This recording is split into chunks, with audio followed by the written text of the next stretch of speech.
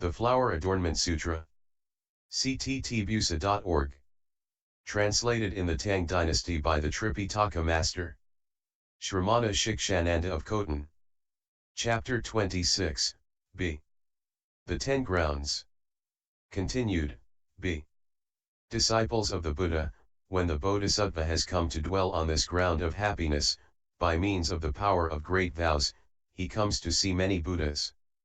That is, he sees many hundreds of Buddhas, many thousands of Buddhas, many hundreds of thousands of Buddhas, many millions of Buddhas, many hundreds of millions of Buddhas, many thousands of millions of Buddhas, many hundreds of thousands of millions of Buddhas, many millions of naodas of Buddhas, many hundreds of millions of naodas of Buddhas, many thousands of millions of naodas of Buddhas, many hundreds of thousands of millions of naodas of Buddhas, and completely, with a great and profound mind, he worships and reveres them, attends upon and makes offerings to them, using clothing, food and drink, bedding and medicines.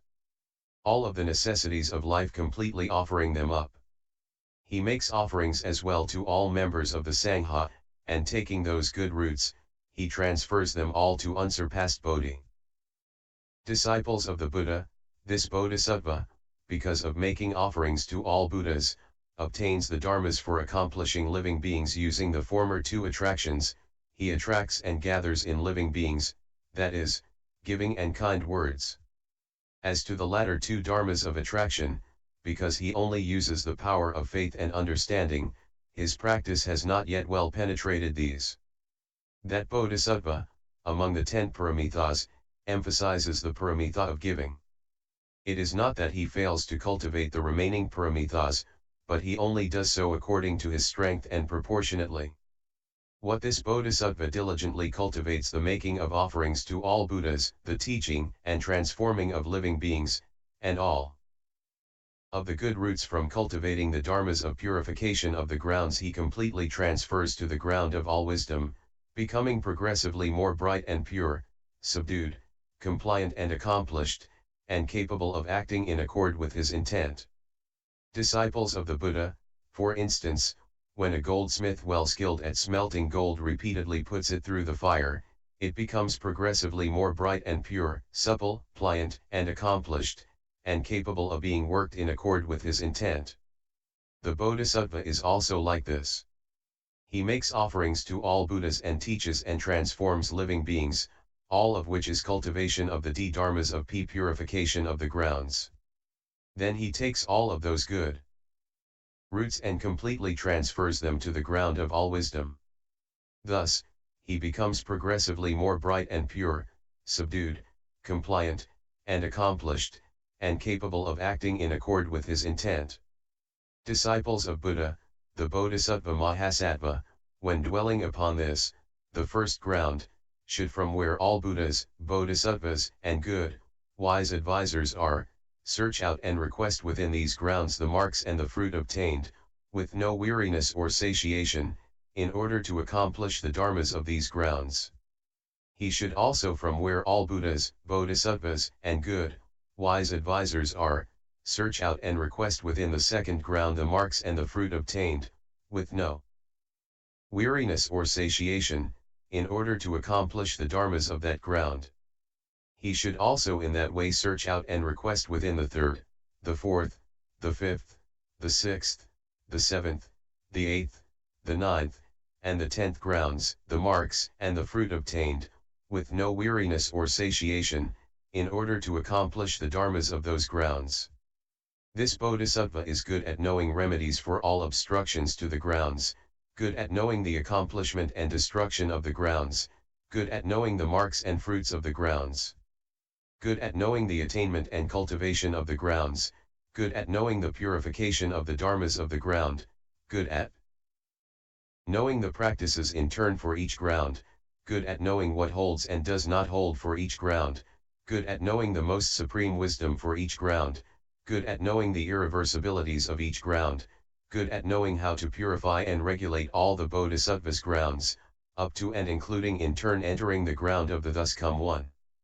Disciples of the Buddha, the Bodhisattva, in that way, is good at knowing the marks of the grounds. Starting with the first ground, he gives rise to practice which is uninterrupted. He continues in that way until he enters the 10th ground, without interruption. Due to the light of wisdom of all those grounds, he accomplishes the thus come one's light of wisdom. Disciples of the Buddha, he is like a merchant leader who is skilled in expedient methods. When he is about to lead a group of merchants to visit a great city, before they have set out, he first inquires about the merits and drawbacks of the route, the halting places along it, and whether it is safe or not.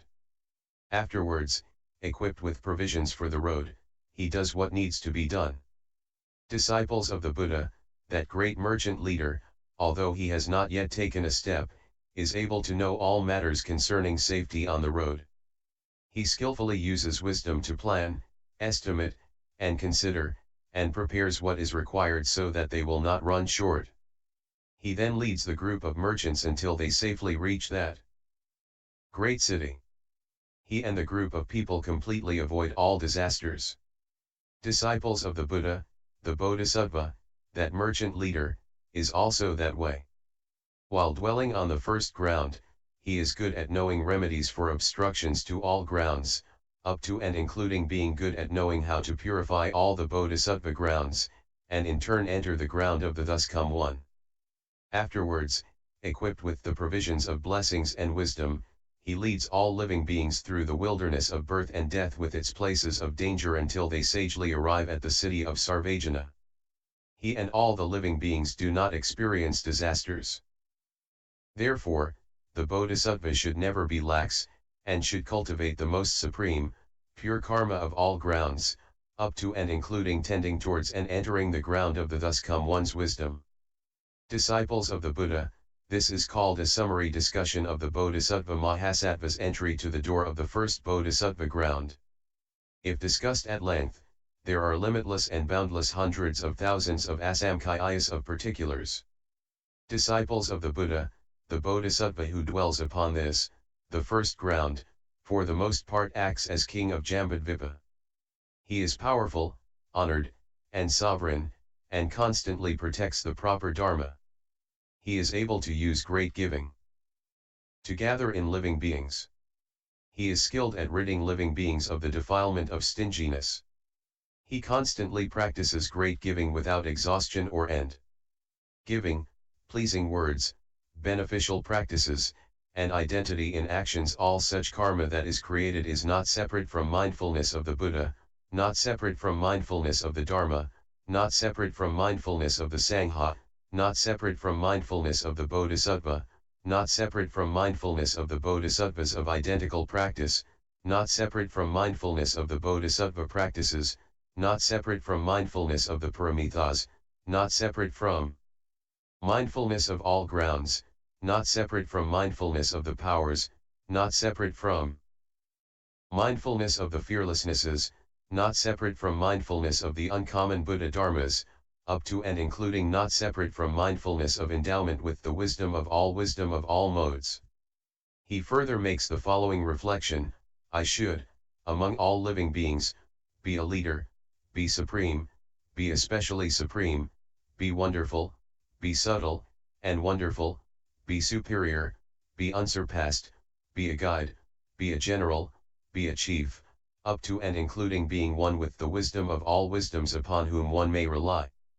This Bodhisattva, if he wants to renounce the home life, within the Buddhadharma diligently cultivates with vigor and then can leave the home, his wife, and children, and the 5 desires. He relies upon the thus come one's teaching, leaves the home life, and studies the way. Thereupon, after leaving home, he diligently cultivates with vigor. Within the space of a thought, he attains 100 samadhis. He comes to see 100 Buddhas. He is able to know 100 Buddha's spiritual powers. He is able to quake 100 Buddha lands. He is able to go beyond 100 Buddha lands. He is able to illumine 100 Buddha lands. He is able to teach and transform the living beings of 100 worlds. He is able to live for 100 kalpas. He is able to know the boundaries of before and afterwards, the events of 100 kalpas for each. He is able to enter 100 Dharma doors. He is able to manifest 100 bodies. With every body he is able to manifest 100 bodhisattvas as his retinue. If he employs a specially supreme power of bodhisattva vows to manifest at ease, he surpasses that number. In 100 kalpas, 1,000 kalpas, 100,000 kalpas, up to and including 100,000 million nayotas of kalpas, the number could not be counted or know. At that time, Vajra Treasury Bodhisattva, wishing to restate his meaning, spoke n verses, saying, should someone assemble multitudes of good, he becomes endowed with white, pure dharmas. He makes offerings to the honored O1 of gods and humans, and follows the path of kindness and compassion. His faith and understanding are most vast and great, his resolutions and inclinations, too, are pure. Intent upon the search for a Buddha's wisdom, he brings forth this thought unsurpassed. Having purified all the powers of knowledge, along with the fearlessnesses as well, and having accomplished all the Buddhadharmas, he saves and gathers in the flocks of beings. In order to obtain great kindness and compassion, and to turn the supreme Dharma wheel, to adorn and purify the Buddha countries, he brings forth this thought most supreme. He in one thought knows the 3 periods of time, yet he has no discriminations, their various times which are not the same, he employs to appear within the world. To speak in summary, he seeks all Buddha's supreme merit and virtue, each and all, he brings forth the thought vast and great, whose measure equals realms of empty space. With compassion foremost, and wisdom principle, and expedience along with interactives, his mind of faith and understanding pure, he has the thus come one's limitless powers. Unobstructed wisdom then appears, enlightened of himself, not due to others. Identically endowed as the thus come ones, he brings forth this thought most supreme. The disciple of the Buddha who first brings forth the wonderfully precious thought such as this, then transcends the commoner's position. Entering the Buddha's place of practice, he is born within the thus come one's household, and his lineage has no flaws. He is the same as the Buddha, and is certain to accomplish unsurpassed Bodhi. Upon producing thoughts such as those, he immediately comes to enter the first ground. His resolve and inclinations are immovable.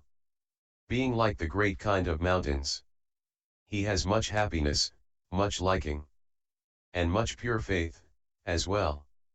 He has courageous vigor to the utmost, along with much elation and rejoicing.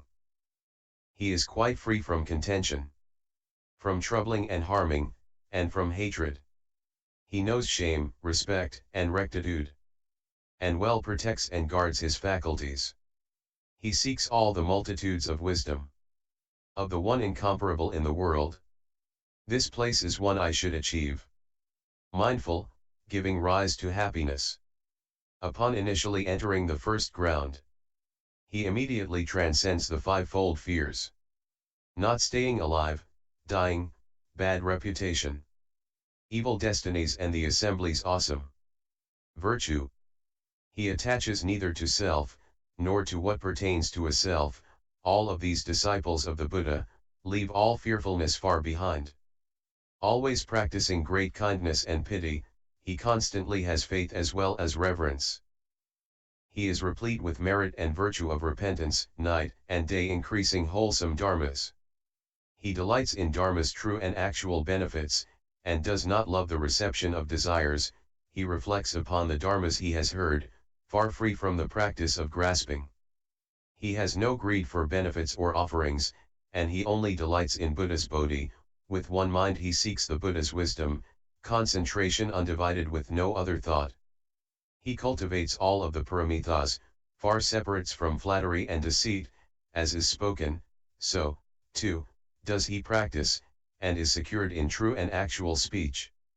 He does not defile the Buddha's household, nor abandon bodhisattva precepts, taking no delight in worldly matters.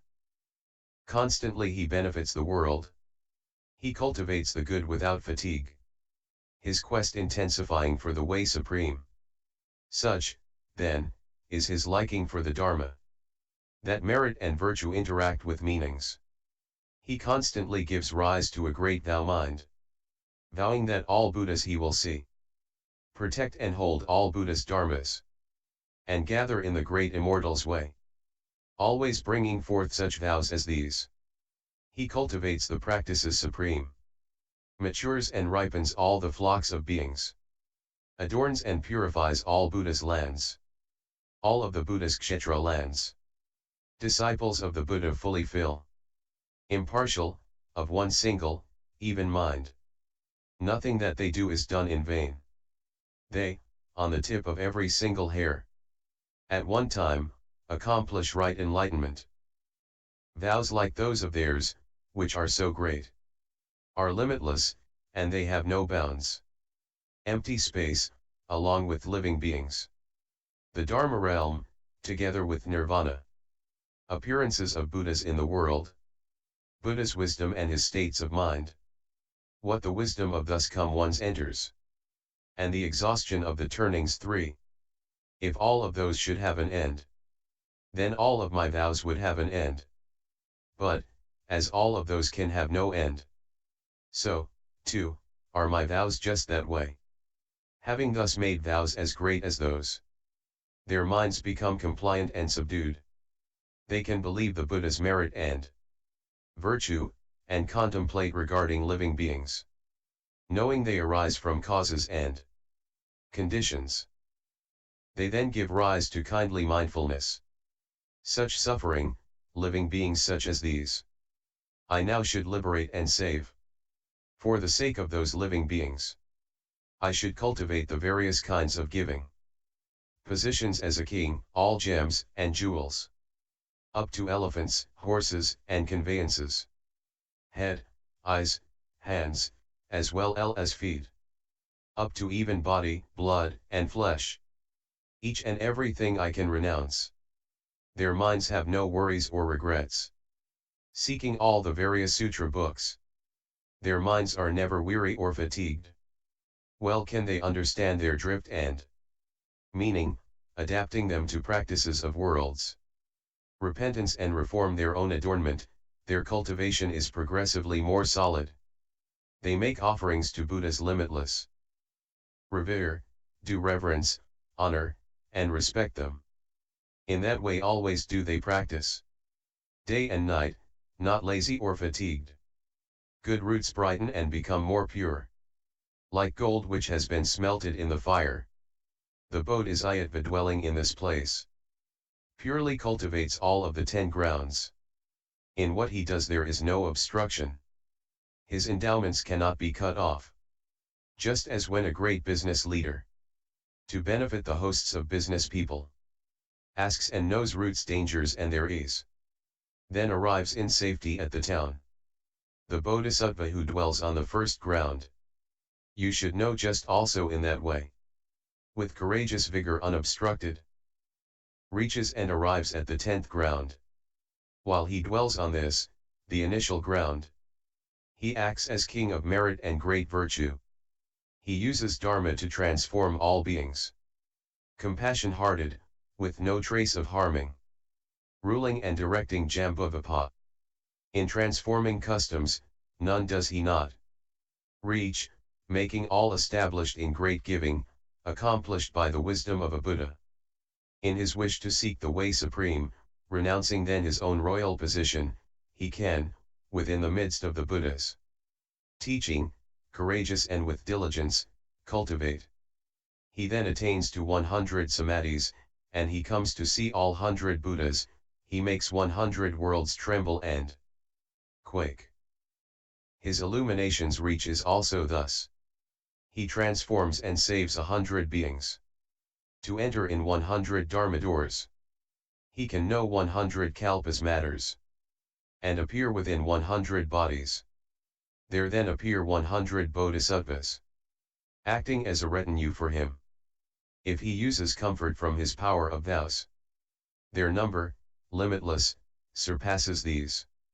I, among the meanings of this ground, have in general spoken a small portion. If one wants to analyze most broadly, One cannot finish in a million kalpas. The Bodhisattva's path, the most supreme, of benefiting all the flocks of beings. Dharmas such as those, of the first ground. I have now already finished speaking. The second ground. The Bodhisattvas, upon hearing this most supremely subtle, wonderful ground, in their minds thoroughly were pure, and were happy, each and every one. They all, arising from their seats, soared up and dwelt in empty space, everywhere scattered wondrous flowers, and simultaneously spoke these words of praise.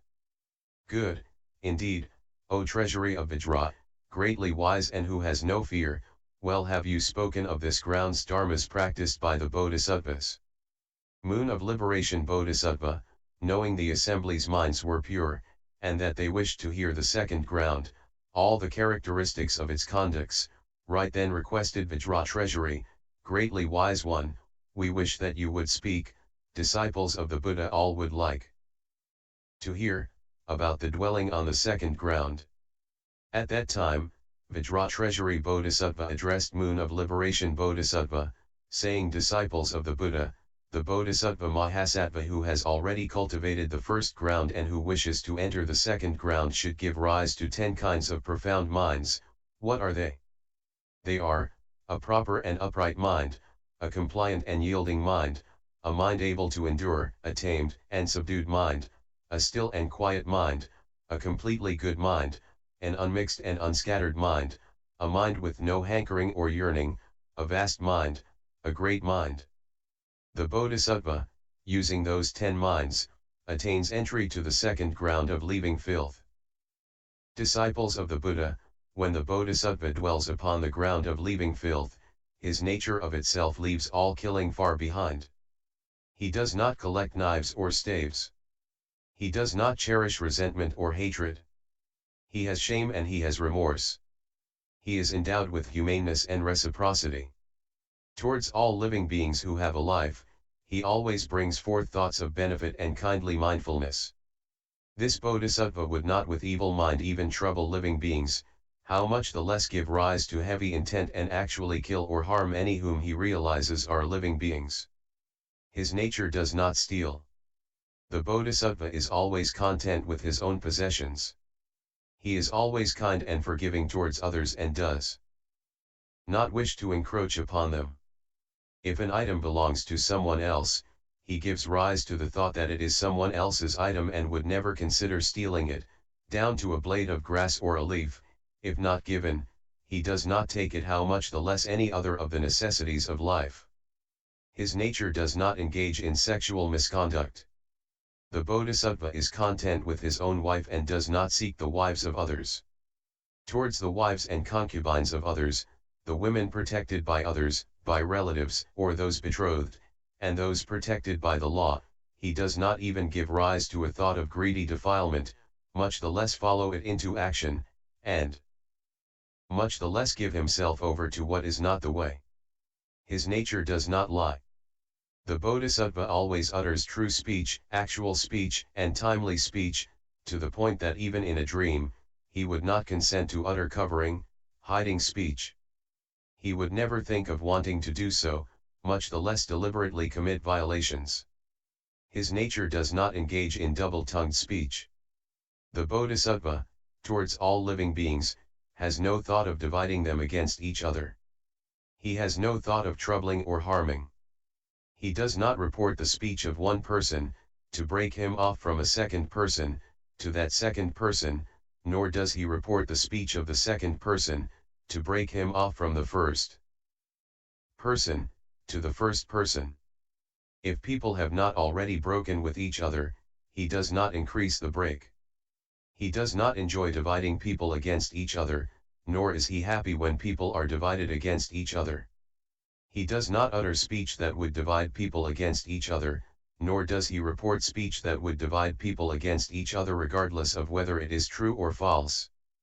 His nature does not engage in harsh speech, that is, cruel, malicious speech, coarse, wild speech, speech that brings suffering to others, speech that provokes anger and hatred in others, blunt speech, furtive speech, vile and evil speech, cheap and vulgar speech, speech unpleasant to hear, speech that does not delight the listener.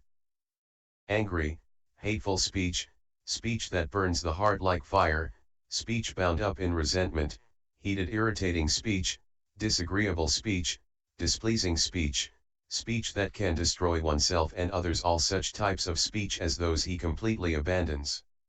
He always utters kind, encouraging speech, soft and gentle speech, speech that delights the mind, speech pleasant to the listener, speech that makes the listener happy, speech that well enters into people's hearts, elegant and refined speech, speech agreeable to most people, speech that gladdens most people, and speech that brings joy to body and mind.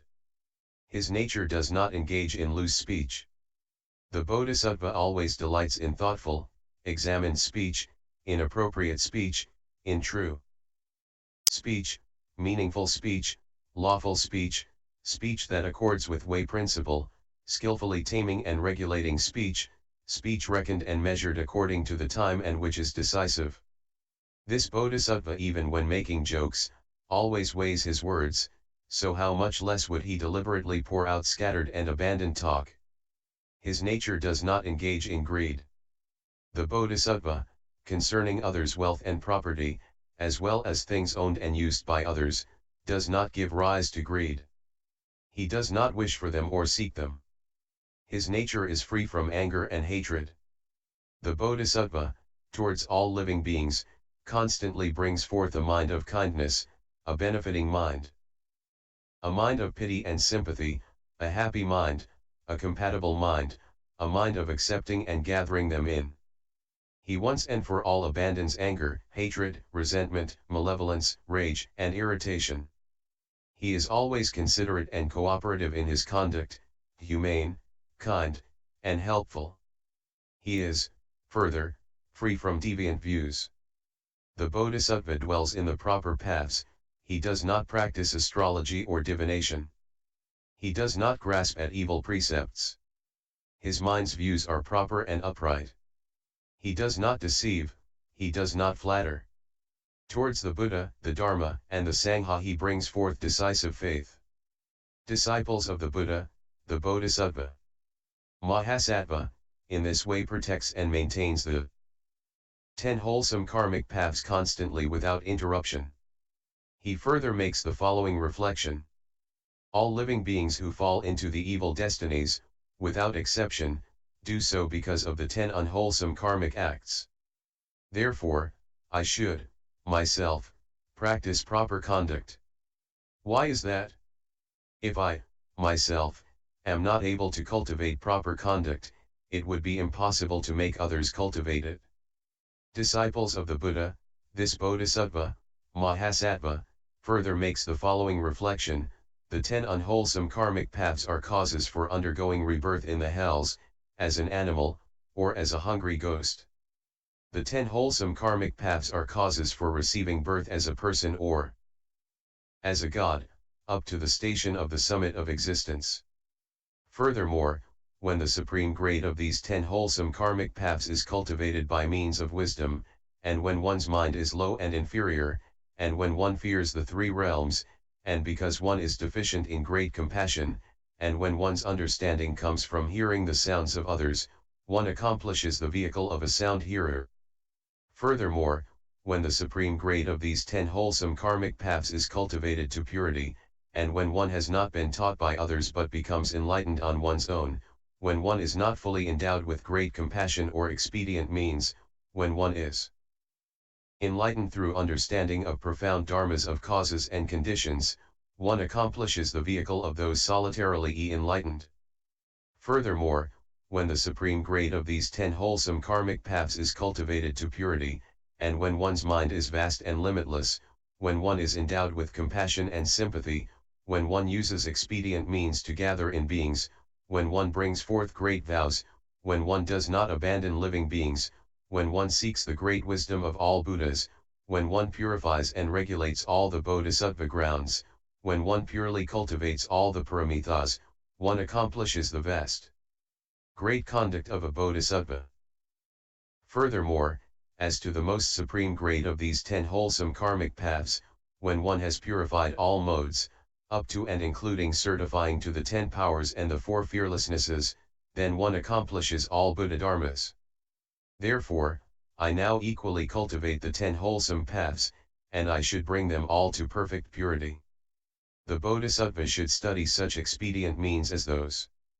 Disciples of the Buddha, this Bodhisattva, Mahasattva, further makes the following reflection: of the 10 unwholesome karmic paths, the most severe are causes for the hells, the average degrees are causes for the animals, and the least severe are causes for the hungry ghosts. Among them, the offense of killing can cause living beings to fall to the hells, animals, and hungry ghosts. If they are born among people, they have 2 kinds of retribution: 1. A short life, 2. Many illnesses. The offense of stealing also causes living beings to fall into the 3 evil paths. If they are born among people, they have 2 kinds of retribution: 1. They are poor, 2.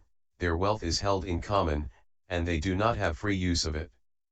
The offense of sexual misconduct also causes living beings to fall into the 3 evil paths. If they are born among people, they have 2 kinds of retribution: 1. Their wives will not be good or faithful, 2. They will not have a retinue that accords with their intent.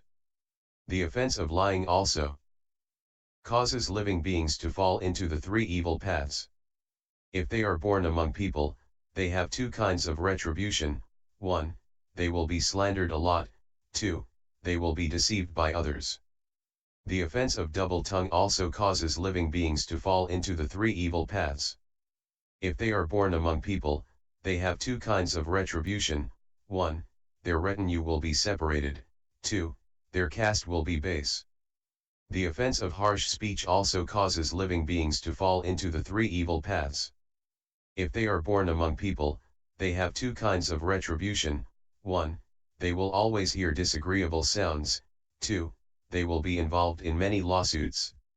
The offense of loose speech also causes living beings to fall into the 3 evil paths. If they are born among people, they have 2 kinds of retribution: 1. People will not accept what they say, 2. Their speech will not be clearly understood. The offense of greed and desire also causes living beings to fall into the 3 evil paths. If they are born among people, they have 2 kinds of retribution: 1. Their minds will never know contentment, 2. They will have much desire which will never be satisfied. The offense of anger and hatred also causes living beings to fall into the 3 evil paths. If they are born among people, they have 2 kinds of retribution: 1. Other people will always find fault with them, 2. They will constantly be troubled and harmed by others. The offense of deviant views also causes living beings to fall into the 3 evil paths. If they are born among people, they have 2 kinds of retribution: 1. They will be born in a family holding deviant views, 2. Their minds will be flattering and crooked. Disciples of the Buddha, the 10 unwholesome karmic paths can bring forth the multitude of great masses of suffering as limitless and boundless as these. Therefore, the Bodhisattva makes the following reflection: I should leave the 10 unwholesome karmic paths far behind. I should consider the 10 wholesome paths as a garden of Dharma, and delight in dwelling within them. I, myself, should dwell within them, and I should encourage other people to dwell within them, too. Disciples of the Buddha, this Bodhisattva, Mahasattva, further, towards all living beings, brings forth the thought to benefit them, the thought of making them happy, the thought of kindness, the thought of compassion, the thought of sympathy, the thought of gathering them in, the thought of protecting them, the thought of them being oneself, the thought of being their teacher, the thought of being their great teacher. He makes the following reflection, saying, living beings are pitiful. They fall into deviant views, evil wisdom, evil desires, and the thick forest of the evil destinies. I should cause them to dwell in proper views, and cultivate the true and actual way. He further makes the following reflection: all living beings make distinctions between self and others and mutually destroy each other. Their fighting and enmity rage without cease. I should cause them to dwell in unsurpassed great kindness. He further makes the following reflection: all living beings greedily grasp without satiation. They only seek wealth and profit. They sustain themselves through deviant livelihoods. I should cause them to dwell in the dharmas of proper livelihood, in purity of the karmas of body, speech, and mind. He further makes the following reflections: all living beings constantly pursue the three poisons, and the various afflictions accordingly rage. They do and not understand how to seek with determination the expedients essential for escape. I should cause them to extinguish the great blaze of afflictions and settle in the place of pure coolness of nirvana. He furthermore makes the following reflection: all living beings are covered with the heavy darkness of stupidity and the thick membrane of false views, and so they enter the dense shade of the thick forest and lose the light of wisdom. They travel on dangerous roads in the wilderness and give rise to evil views. I should cause them to obtain the unobstructed, pure wisdom so they know the real mark of all dharmas, and do not follow others' teachings. He further makes the following reflection: all living beings are within the dangerous roads of birth and death and are about to fall into the hells, animals, and hungry ghosts. They enter the net of evil views. They are confused by the thick forest of stupidity. They follow deviant paths and practice inverted conduct. They are like blind people who do not have guides. Roads which do not lead to escape, they think lead to escape. They enter into the states of demons and are seized by evil bandits. They accord with the demon's mind and become far removed from the Buddha's intentions. I should pull them out of such danger and difficulty, and cause them to dwell in the city of the fearlessness of all wisdom.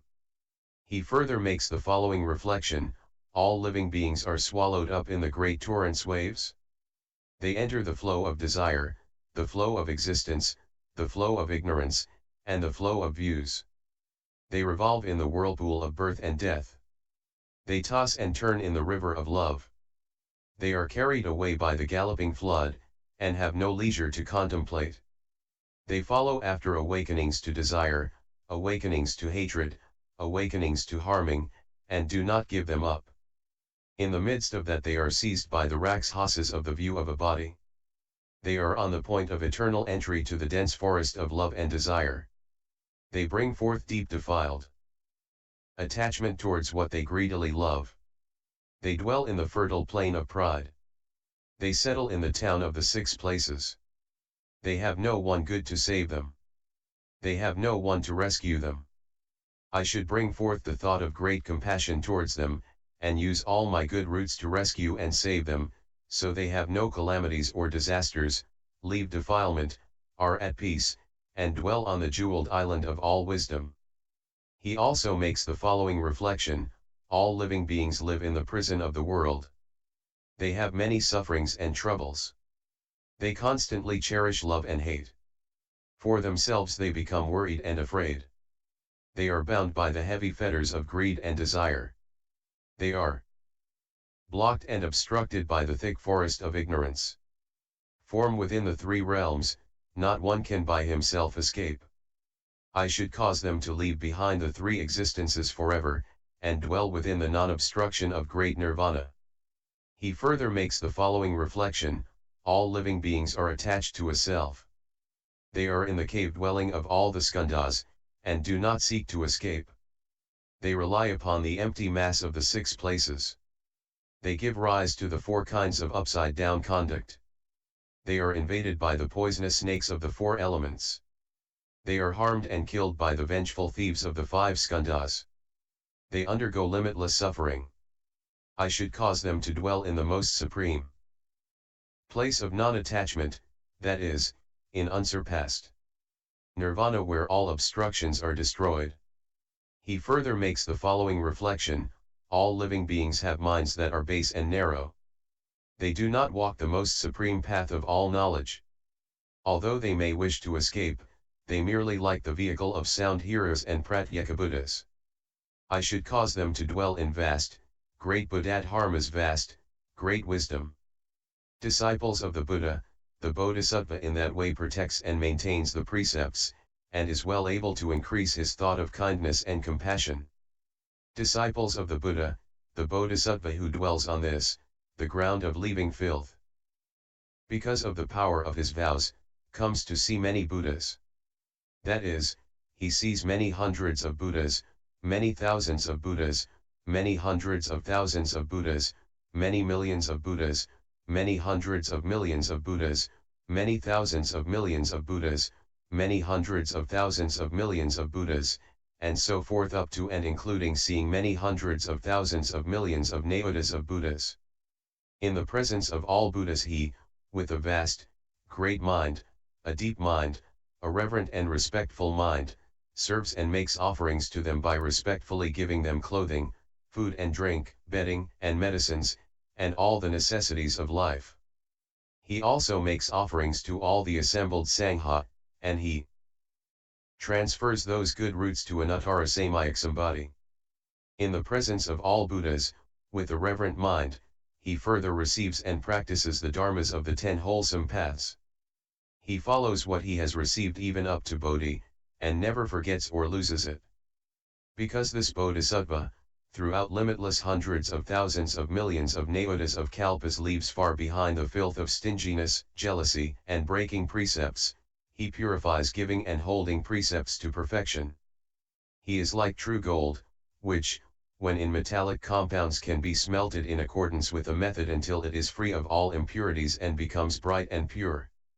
The Bodhisattva who dwells upon this ground of leaving filth also in that way, throughout limitless hundreds of thousands of millions of naodas of kalpas leaves far behind the filth of stinginess, jealousy, and breaking precepts, and purifies giving and holding precepts to perfection. Continued, c.